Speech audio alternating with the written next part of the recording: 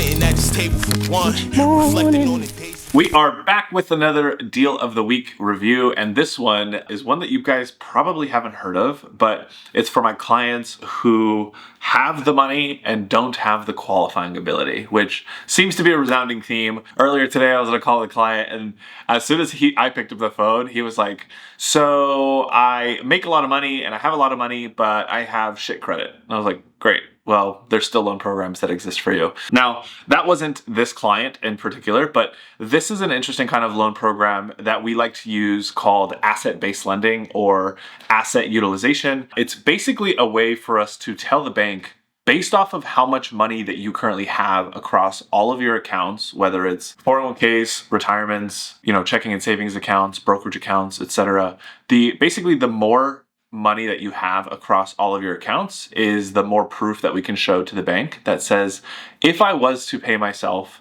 every single day from my money that I currently have over the next 5 years, how much would I be able to pay myself every single month? It's an interesting concept because most lenders don't actually look at qualifying you based off of how much money you have in the bank. They're looking at qualifying you based off of your income and based off of your debts.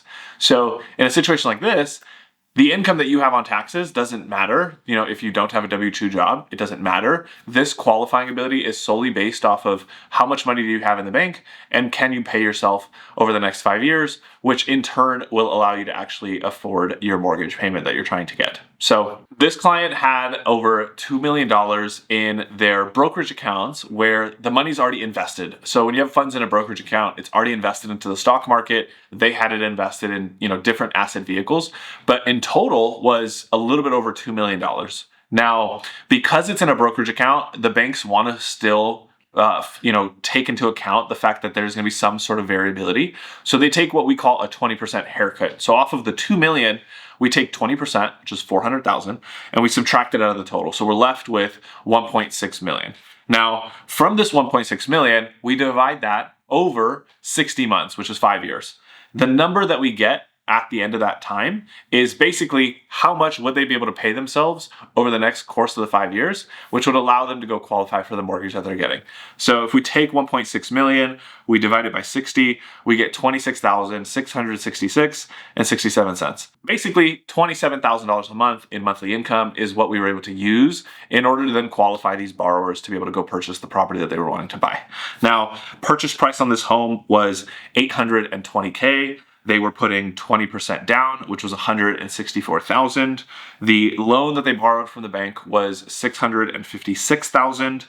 The interest rate that they were able to get was a 7.625. This was a little bit higher because of the fact that it was an investment property. Principal and interest payment came out to $4,643. The property taxes came in at $675, which is more expensive than a lot of different states.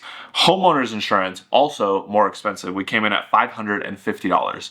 Now, because of the fact that they plan to set this property up as an Airbnb, the homeowners insurance policy that they got was just more expensive, and that's why it came in at that price. This was resulting in a total of $5,869. And what I think is the best part of this is that, when they were thinking that they weren't going to qualify, they were originally with a different company that was going to give them a worse loan program that was going to have them coming in at 25% down in order to be able to close. And because of the fact that I've used this loan program a lot of other times, I was able to tell them, hey, just use the money that you have in your bank to qualify, and we'll be able to get you in at a lower down payment than having to come in at 25% down. So this just goes to show that, if you don't talk to more people or understand your options, or you're working with somebody who doesn't even understand what your options are, then you could be leaving a ton of money on the table. And in their situation, it was over $40,000 on down payment that they were able to keep in their bank account. And they got a better interest rate because it's a better loan program.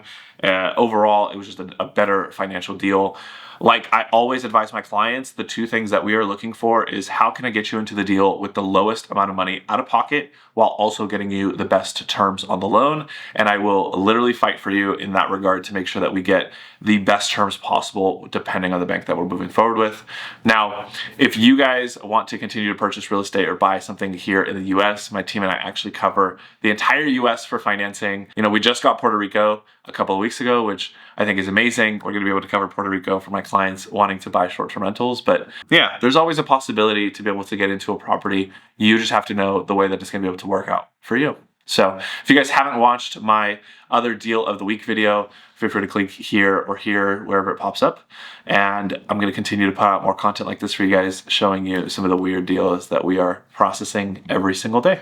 I will see you in the next deal of the week video. Walk the bridge to the past, live through the stress, tell me bullets through the vest, grab it to my chest, got me vexed, no,